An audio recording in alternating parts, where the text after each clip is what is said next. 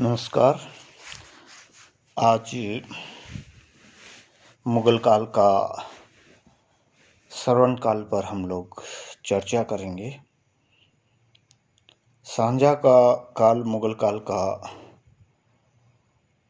श्रवण काल था अथवा नहीं, ये है इतिहासकारों के लिए विवाद का प्रश्न है।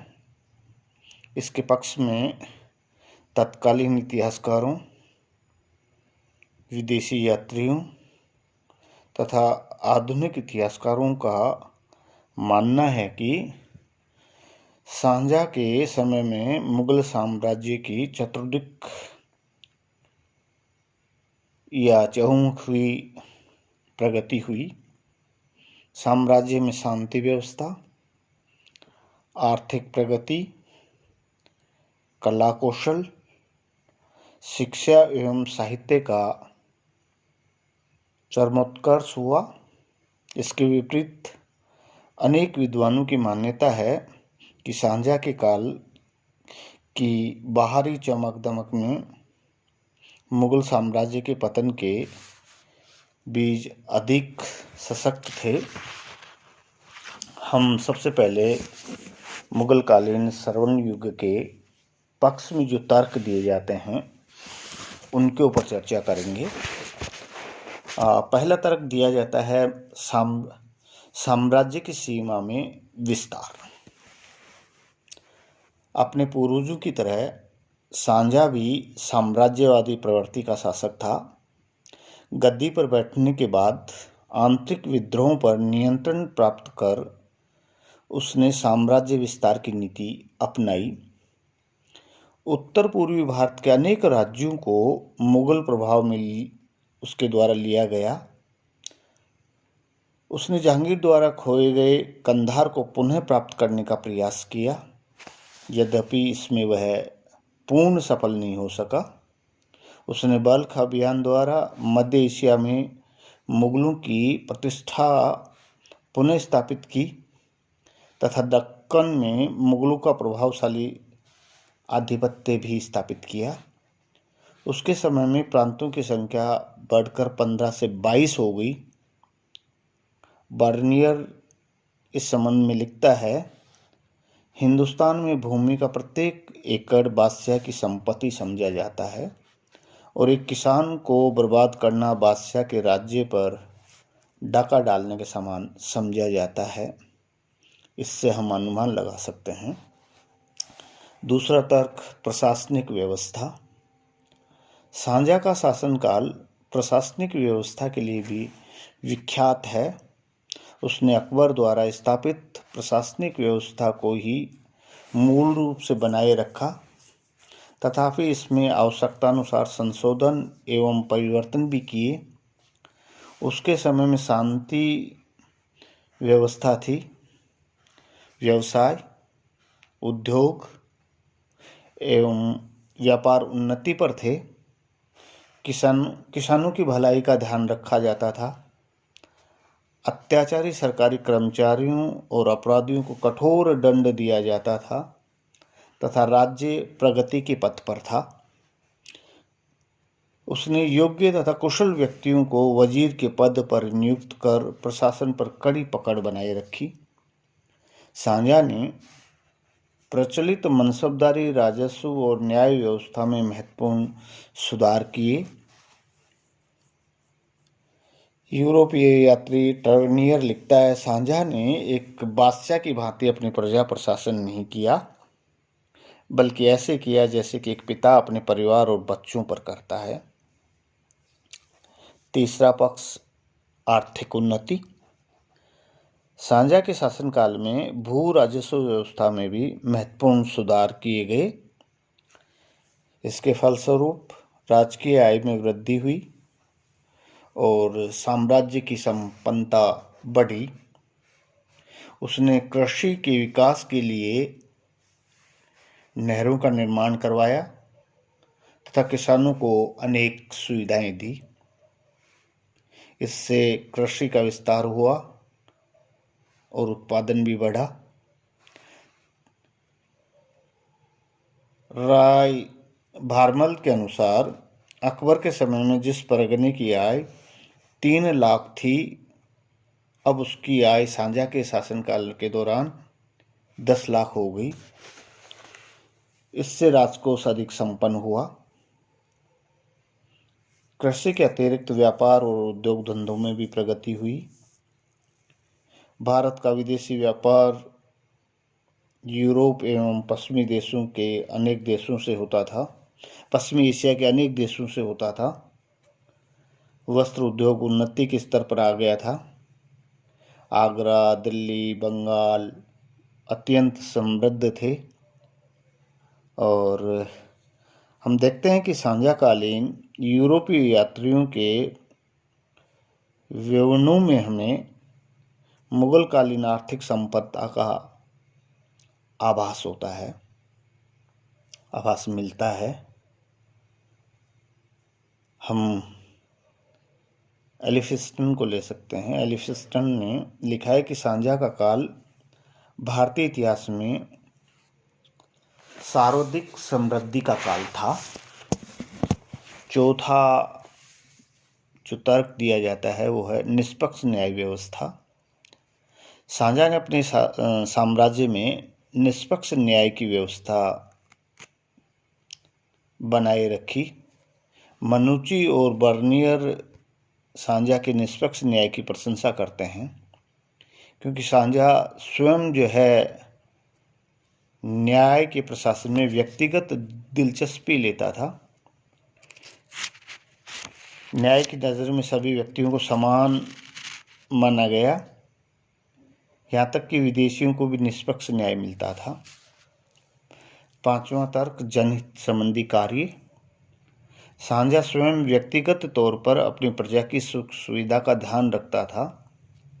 उसने किसानों की सुविधा के लिए अनेक नहरें खुदवाई, प्रमुख राजमार्गों एवं व्यापारिक मार्गों पर अनेक सरायों का निर्माण करवाया, शिक्षा के प्रसार के लिए अनेक विद्यालय खुलवाए, चिकित्सा की भी समुचित व्यवस्था की गई, जनहित के लिए अनेक मस्जिदों, बगीचों आदि का निर्माण करवाया गया। दक्षिण में पड़ने वाले भीषण अकाल के समय सांझा के द्वारा राहत कार्यों में व्यक्तिगत दिलचस्पी ली गई। सांझा के इन गुणों की प्रशंसा अनेक इतिहासकारों ने की है। छठा तर्क शैक्षणिक एवं साहित्यिक प्रगति। सांझा का काल शिक्षा एवं साहित्य के विकास का भी काल था। शिक्षा के प्रचार के लिए उसने आगरा और दिल्ली में अनेक विद्यालयों की स्थापना की। उसने इस्लामी शिक्षा के अतिरिक्त भारतीय शिक्षा को भी प्रोत्साहन दिया। साहित्यिक दृष्टि से सांझा के समय में फारसी, संस्कृत, हिंदी आदि भाषाओं को संरक्षण प्राप्त हुआ और उनकी उन्नति हुई। गंगाधर और गंगालहरी के लेखक जगन्नाथ पंडित सांझा के राजकवि थे। आचार्य सरस्वती और सिंहासन बत्तीसी तथा बारहमासा के लेखक सुंदरदास को राजकीय संरक्षण तत्कालीन समय में प्राप्त था। डॉक्टर बनारसी प्रसाद सक्सेना ने लिखा है कि सांझा का युग प्राय उस समय से मिल जाता है जिसे हिंदी साहित्य और भाषा की प्रगति का सबसे देदीप्यमान युग कहा जाता है। फारसी भाषा में अच्छे ग्रंथों की रचना भी इसी काल में हुई। अब्दुल हमीद लाहौरी ने पातशाहनामा लिखा और आमीन काजवानी ने सांझानामा की रचना की। सांझा का पुत्र दारा शिकोह स्वयं अरबी, फारसी और संस्कृत का विद्वान था। इब्न हरकिरन ने रामायण का फारसी में अनुवाद किया। सांझा के काल में साहित्य के अतिरिक्त ज्योतिष शास्त्र, अंकगणित, बीजगणित और रेखागणित आदि की भी प्रगति हुई। और सातवां तर्क जो दिया जाता है वो कलात्मक विकास का। कलात्मक विकास में हम देखें तो सांझा का काल निसंदेह कलात्मक विकास के दृष्टिकोण से मुगलकालीन इतिहास का स्वर्णिम युग माना जा सकता है। शाहजहां ने मुगल साम्राज्य को सुंदर और भव्य भवनों से सुसज्जित कर दिया था। उसके समय में न केवल संख्या की दृष्टि से इमारतों की श्रेष्ठता रही, बल्कि कलात्मक दृष्टि से भी प्रगति हुई। दिल्ली का लाल किला और जामा मस्जिद, आगरे के किले में मोती मस्जिद, दीवाने आम, दीवाने खास और संसार प्रसिद्ध ताजमहल, मुसलमान बुर्ज, शीश महल।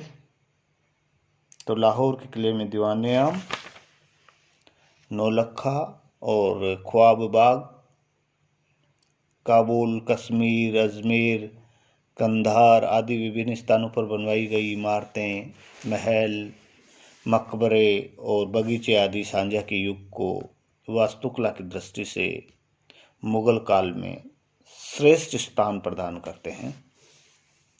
ताजमहल को संसार की सुंदरतम इमारतों में स्थान दिया गया है और मोती मस्जिद का नाम उसकी सुंदरता के कारण ही मोती मस्जिद रखा गया है।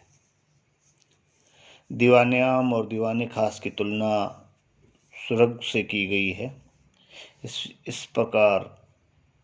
इसी प्रकार बहुमूल्य रत्नों से रतन जड़ित सुसज्जित मयूर सिंहासन अथवा तख्ते ताउस का भी निर्माण हुआ, जिसमें विश्व प्रसिद्ध कोहिनूर हीरा जड़ा था। वास्तुकला के अतिरिक्त शाहजहां ने विविध ललित कलाओं को भी प्रश्रय दिया।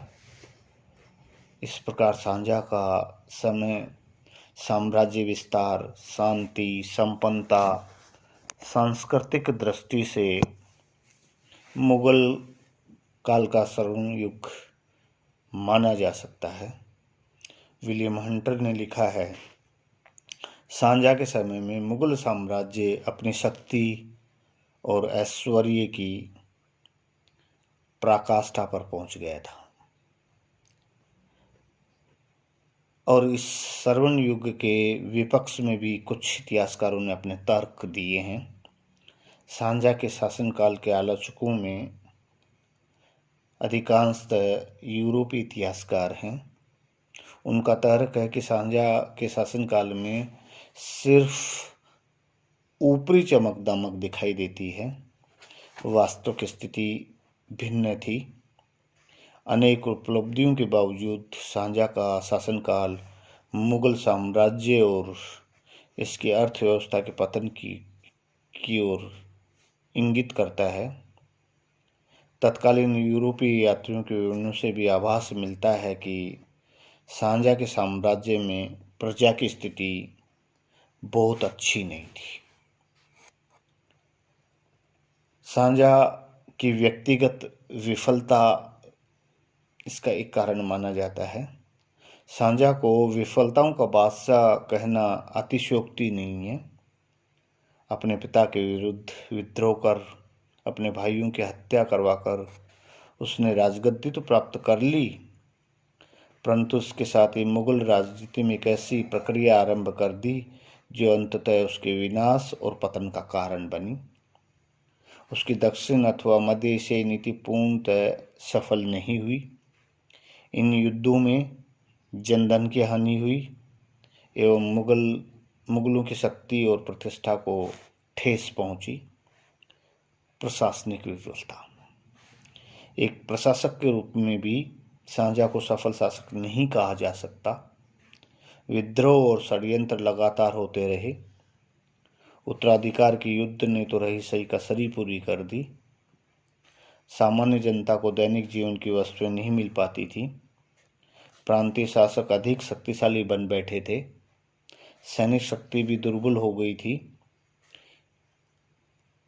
इतिहासकार स्मिथ लिखते हैं, सेनापति की दृष्टि से वह अयोग्य था और उसकी सेना का संगठन और नेतृत्व अनुपयुक्त था। राज्यों के कार्यों में वह निर्दयी, दगाबाज और सिद्धांतहीन था। उसके समय में लगान की दर बढ़ा दी गई, जिससे किसानों की स्थिति दयनीय बन गई थी। सामाजिक विषमता। सांझा के शासनकाल में सामाजिक विषमता का भी विकास हुआ।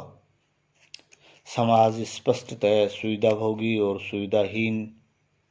सुविधाविहीन वर्गों में विभक्त हो गया। जन सामान्य पर करों और बेगारी का बोझ बढ़ने से उनकी स्थिति दयनीय हो गई। फ्रांसीसी यात्री बर्नियर लिखता है, जनसाधारण की स्थिति दयनीय थी। धार्मिक अनुदारता। इसमें संदेह नहीं कि सांझा के समय में धार्मिक अनुदारता की नीति आरंभ हो चुकी थी। प्रतिक्रियावादी तत्वों का प्रभाव शासन और राजनीति में बढ़ गया था तथा राजपूतों को भी शासन में पहले की भांति उचित सम्मान प्राप्त नहीं हो रहा था।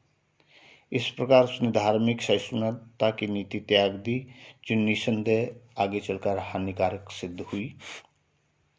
इस प्रकार विभिन्न इतिहासकारों ने सांझा के समय की दुर्बलता की ओर अधिक या कम मात्रा में ध्यान दिलाया है। जो डॉक्टर जदुनाथ सरकार लिखते हैं, यद्यपि सांझा अत्यधिक परिश्रमी था, तब भी उसके शासनकाल में मुगल वंश की अवनति का बीजारोपण हुआ।